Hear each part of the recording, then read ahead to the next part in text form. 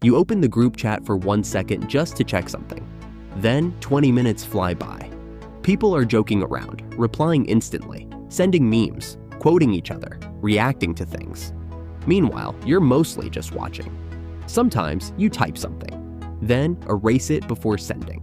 Not because you had nothing to say, because suddenly your message starts feeling unnecessary, or worse, like it might interrupt the energy. And researchers studying social belonging found something important about this feeling. Loneliness isn't always caused by being physically alone. Sometimes it comes from feeling emotionally disconnected while surrounded by interaction, which means you can be included in the conversation and still feel completely outside of it emotionally. That's the kind of loneliness people rarely talk about, because technically you are there. Your name is in the chat. Your phone gets the notifications. Nobody removed you. But emotionally, it still feels like standing outside a room listening to everybody else connect naturally. And honestly, that feeling can become exhausting. Especially because from the outside, it probably looks like nothing is wrong. You're still reading everything, still reacting sometimes, still opening the chat constantly. Meanwhile, internally, something feels distant. You notice it in tiny moments. Everybody responds to somebody else immediately. Your message quietly disappears under newer texts. Somebody says almost the exact same thing you said earlier, and suddenly everybody reacts to it. Now your brain starts wondering if there's something wrong with the way you talk. Researchers studying subtle social exclusion found that repeated experiences of feeling overlooked may increase emotional sensitivity to future social situations. Meaning, your brain slowly starts tracking everything. Who gets acknowledged? Whose jokes land instantly? Who people seem excited to hear from? Whose silence gets noticed? And eventually, group chats stop feeling casual. They start feeling measurable, like every interaction is quietly telling you where you stand. You probably know this feeling already. Opening the chat hoping somebody mentioned you. Scrolling through old conversations, trying to figure out when things started feeling different. Muting notifications, because constantly seeing people interact without you starts making your chest feel heavy. And maybe the strangest part is this. You can spend all day surrounded by conversation and still feel emotionally alone afterward. That confuses a lot of people.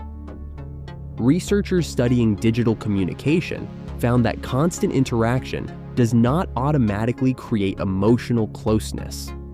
Because emotional connection depends on feeling psychologically seen, not simply included. That explains why you can leave a group chat feeling emptier than before you opened it.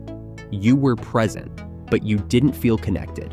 And social media quietly intensifies this feeling. You watch people naturally build inside jokes, tag each other instantly, send random things throughout the day, act emotionally relaxed together.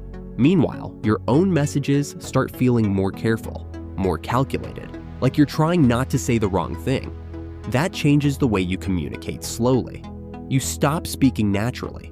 You start editing yourself before anybody else even sees the message.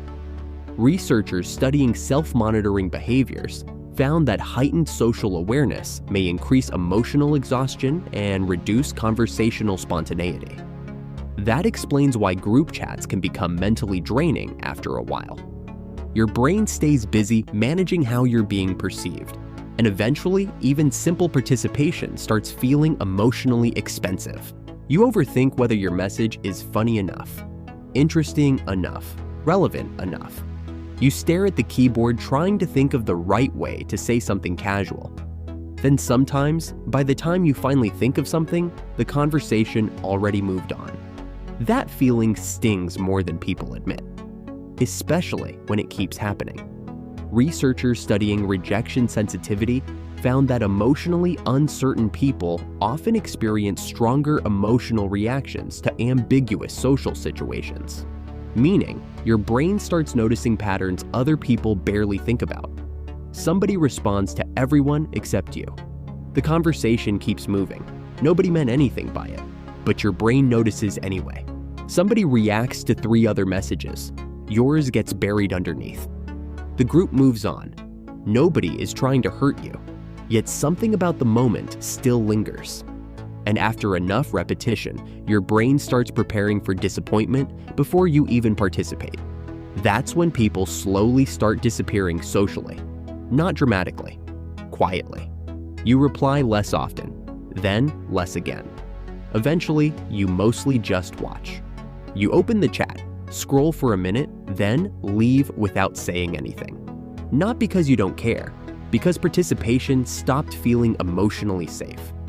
Researchers studying social withdrawal found that repeated feelings of disconnection may increase avoidance behaviors over time. Your brain starts protecting you before rejection even happens. And maybe this part will sound painfully familiar. Sometimes you actually want somebody to notice your absence, not in an attention-seeking way, just enough to know your presence mattered. You disappear for a few days. Nobody says anything. Now the loneliness feels heavier because part of you quietly hoped someone would notice.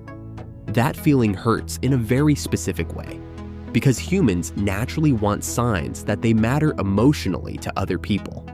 Researchers studying belonging and attachment repeatedly found that feeling emotionally acknowledged plays a major role in psychological well-being. That's why feeling invisible inside social spaces becomes so exhausting. And group chats create strange social environments psychologically. The loudest people usually shape the energy. The fastest responders stay the most visible. Meanwhile, quieter people slowly fade into the background without anybody intentionally trying to exclude them. But your brain still feels the emotional difference. Especially when you're already emotionally tired, you begin comparing your social presence constantly. Who people seem excited to hear from? Who keeps conversations alive naturally? Who gets ignored? Who people emotionally orbit around? After enough repetition, social interaction stops feeling like connection. It starts feeling like social ranking. And honestly, that's exhausting.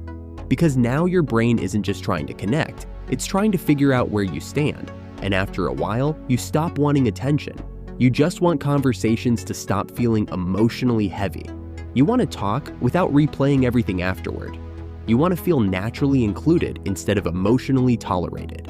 That's a very human feeling. But after enough emotional exhaustion, invisibility can start feeling safer than disappointment. You stop expecting replies. You stop expecting invitations. You stop expecting people to notice when you disappear. Researchers studying emotional withdrawal found that people often reduce social participation after repeated feelings of emotional disconnection. Your brain adapts towards self-protection, and after enough time, you may slowly start believing this is simply your personality now. That you're awkward, forgettable, bad at connecting. But researchers studying neuroplasticity found something important.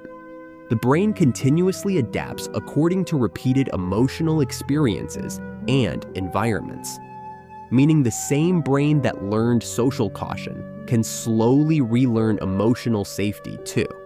That matters, because your loneliness may not be proof that something is wrong with you. Your brain may simply be exhausted from constantly trying to feel emotionally included, and that would drain anybody eventually. Researchers studying stress regulation repeatedly found that repeated emotional environments shape automatic emotional responses over time. Meaning, if your mind spends enough time feeling emotionally overlooked, it adapts towards self-protection. But the brain keeps responding to the environments it experiences repeatedly. If your brain slowly experiences more emotionally safe interaction, more genuine connection, more spaces where you don't feel forced to compete for attention, it can begin adapting differently too. Not instantly, not magically, but gradually.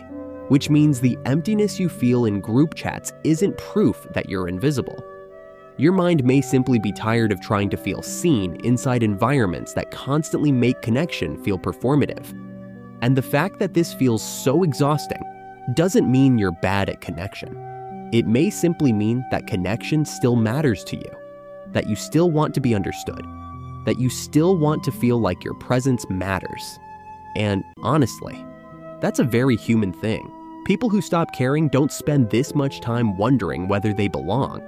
The fact that this still affects you says something important. Deep down, your brain is still looking for genuine connection, and that means there's still a part of you that hasn't given up on finding it.